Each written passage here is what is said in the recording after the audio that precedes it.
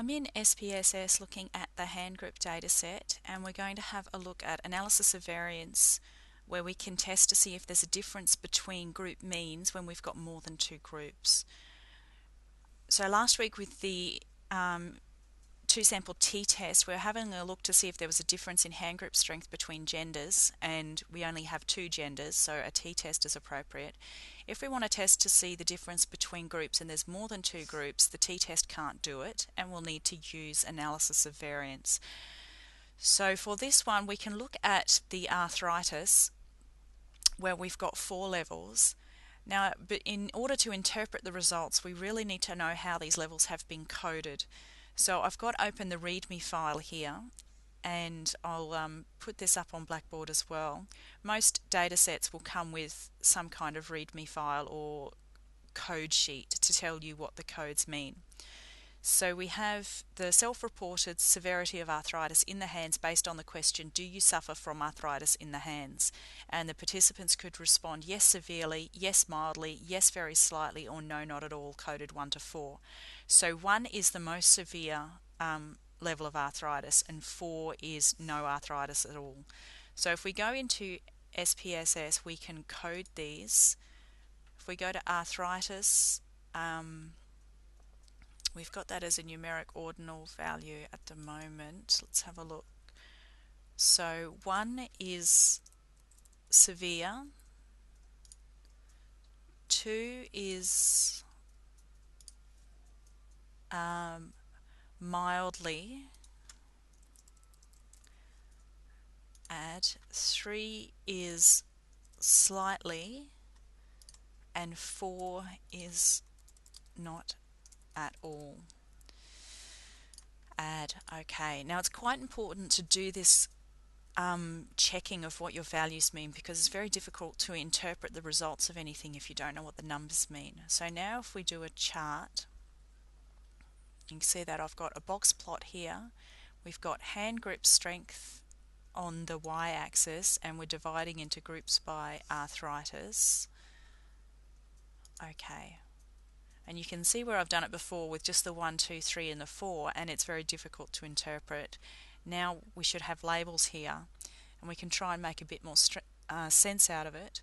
So it does look like there might be a tendency for, on average, people with less arthritis to be a little bit stronger. However, there is a significant amount of overlap here.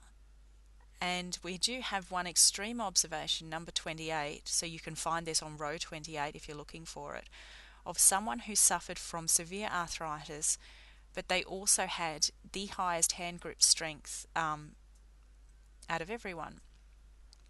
So it's possible that when we run the test, we actually won't find that there is any significant difference between these groups.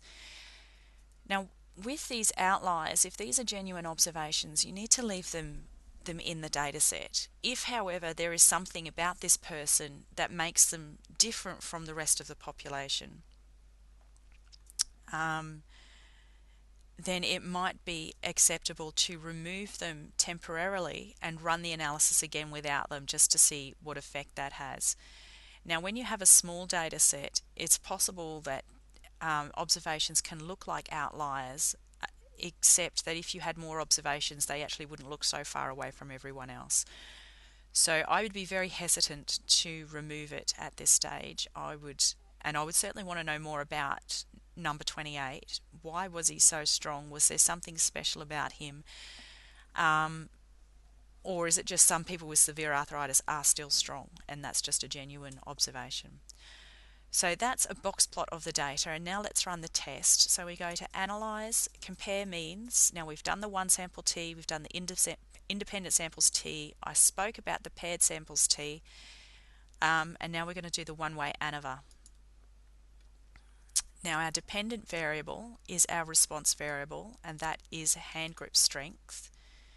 Our factor is what we think is affecting hand grip strength, and in this case that's arthritis. Okay, now we can have a quick look at these other options. We don't need that.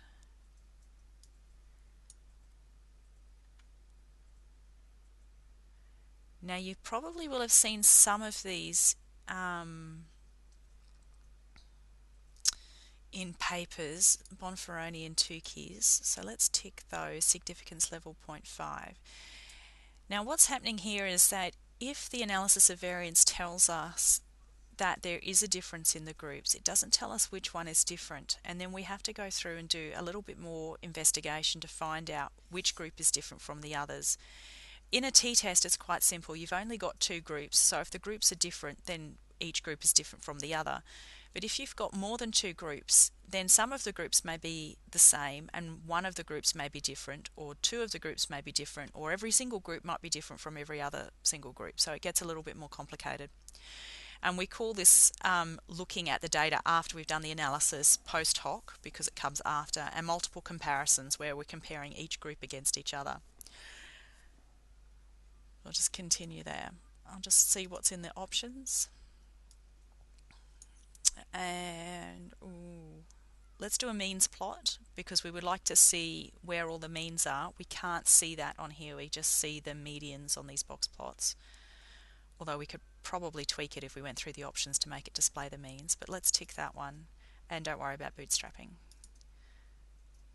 Okay, so what I'm interested in here, this is the main table, the analysis of variance table. Now the null hypothesis for the analysis of variance is that there is no difference between the groups. That is, that the mean for severe arthritis, the mean hand grip strength for severe arthritis is the same for the mean hand grip strength for people with mild arthritis, the same for slightly arthritic, and no arthritis at all.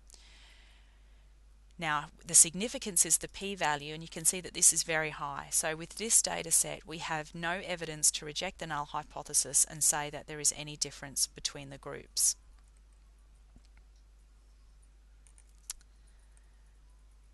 Now if there was a difference between the groups, we could go through the confidence intervals for the means and have a look to see which group was different from another, but seeing as there's no difference between the groups, we really don't need to look at that.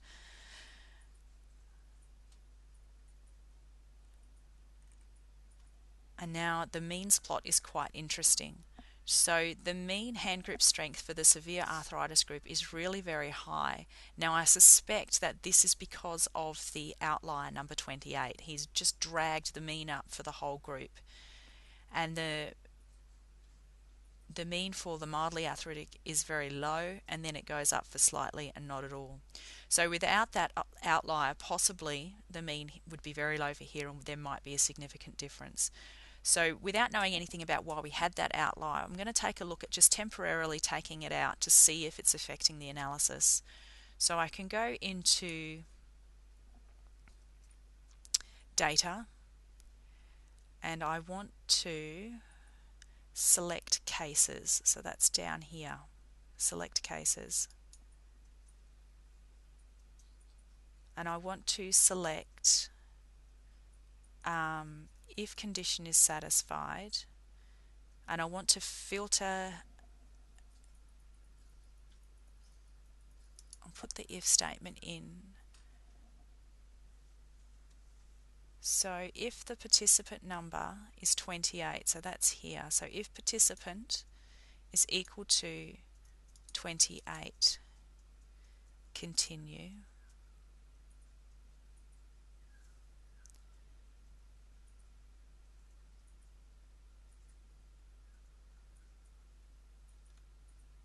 Might have to change that to a not equal. I think it's going to only look at that one. So instead of equal, let's do not equal. Oh, that should be approximately equal.